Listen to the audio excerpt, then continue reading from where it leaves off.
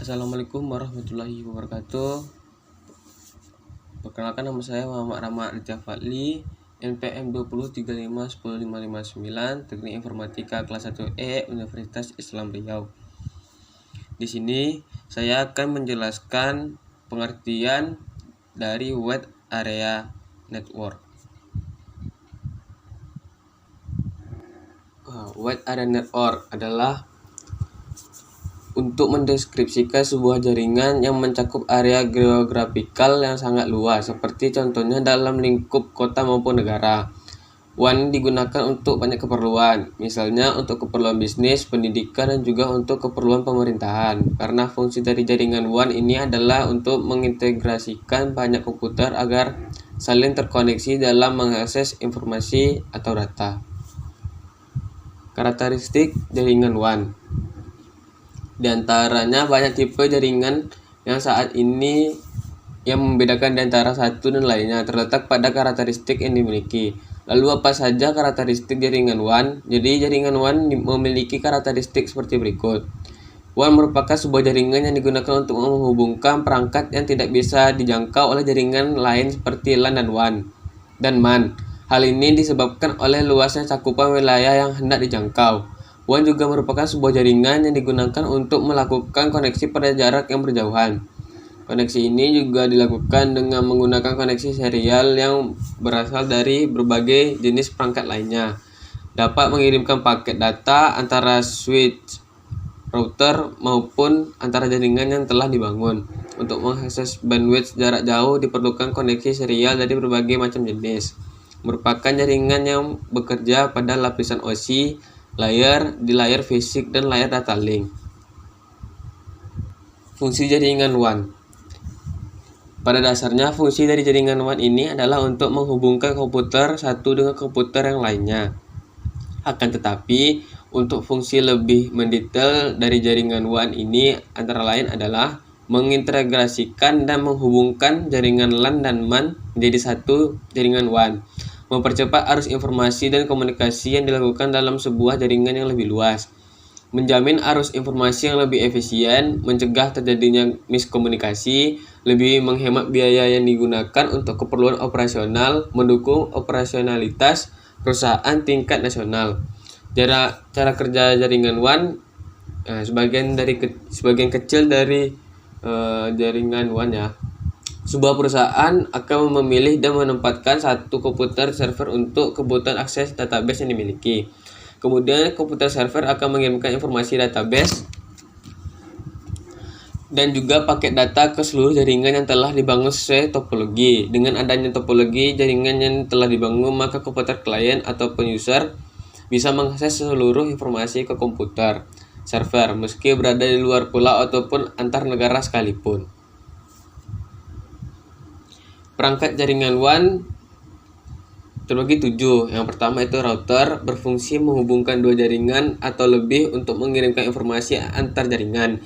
Bisa dikatakan dalam jaringan WAN ini perangkat router sangat berperan untuk meningkatkan kemampuan bridge terlebih dalam memperluas jaringan yang diperlukan. Yang kedua itu modem, adalah perangkat pendukung untuk mengubah sinyal digital menjadi analog. Jadi data digital yang dikirimkan akan dikonversi menjadi sinyal analog agar dikenali oleh sistem teknologi transmisi.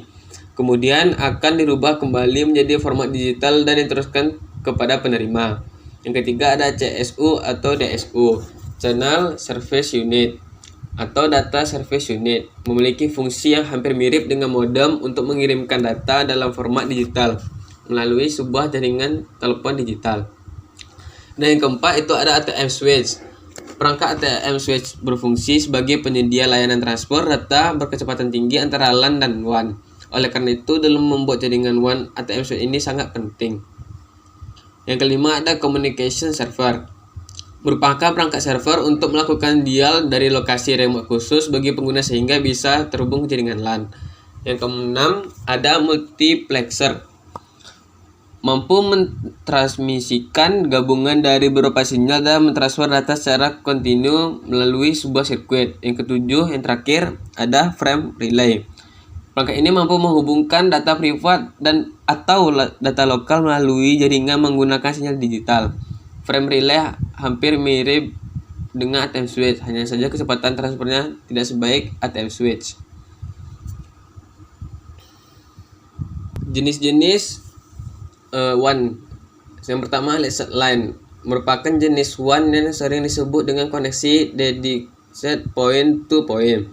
Koneksi dedicated point to point merupakan jenis WAN yang tidak memerlukan proses call setup untuk memulai pengiriman data. Jadi mekanisme pengiriman paket data dilakukan dengan sinkronus serial. 2. Circuit switching. Jenis WAN yang satu ini terlebih dahulu akan melakukan call setup untuk membentuk koneksi, tujuan supaya dapat memulai pengiriman data. PTSN atau ISDN merupakan protokol pada WAN yang menggunakan koneksi sirkuit switching pada jaringan publik. Yang ketiga ada paket switching. Manfaat dari koneksi paket switching adalah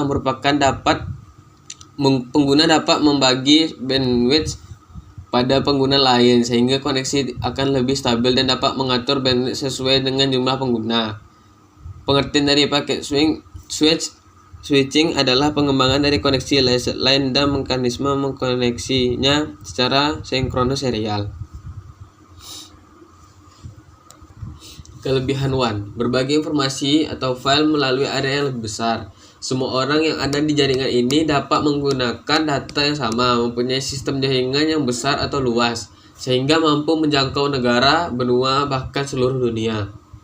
Jika terkoneksi dengan jaringan internet, transfer file pada tempat yang jaraknya jauh bisa dilakukan secara cepat. Dapat berbagi resource dengan koneksi workstation. Kekurangan WAN: biaya operasionalnya mahal. Dalam hal settingan atau pengaturan jaringan WAN lebih sulit dan rumit. Selain itu, alat yang diperlukan juga sangat mahal. Memerlukan firewall yang baik untuk membatasi pengguna luar yang masuk dan dapat mengganggu jaringan ini, rentan terhadap hacker atau ancaman dari luar lainnya. Kesimpulan, WAN adalah penerbangan tergantung pada layanan yang bisa diberikan oleh penyedia WAN dan juga berhubungan dengan jenis interface fisik yang dipakai untuk menghubungkan router. Ada banyak sekali jenis koneksi, akan tetapi jika memungkinkan, pilihlah jenis koneksi yang teknologinya bisa mendukung data rate yang lebih tinggi dan mendukung konfigurasi yang fleksibel. Mungkin itu saja yang bisa saya sampaikan. Lebih dan kurang mohon maaf. Assalamualaikum warahmatullahi wabarakatuh.